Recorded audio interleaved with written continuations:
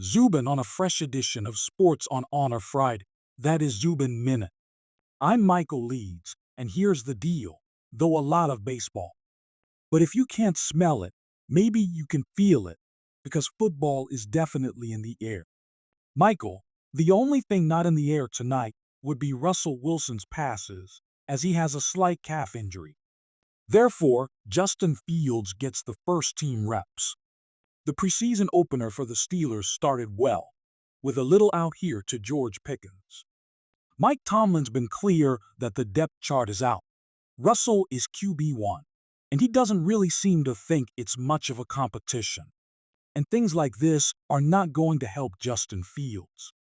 He bobbles the snap, loses 4 yards, and as you might imagine, whether you're head coach Mike Tomlin or head coach Herm Edwards, who we're going to have here in a second, you hate seeing things like that. On the second drive, trying to make something happen again, losing the football. O-line able to recover. Wow. Next week, we'll see what happens. The Steelers opened the regular season against Atlanta. We'll show you Michael Pank here in a second. Danielle Hunter all over Justin Fields. He had 2 fumbles, 2 sacks. It was not a great performance.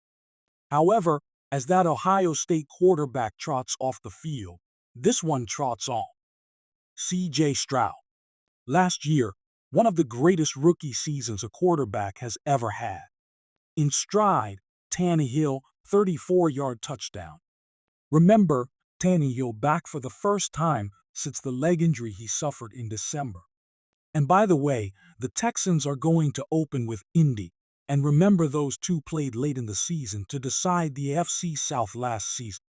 Another opportunity for Fields. At the end of the day, 5 for 6 threw for 67 yards.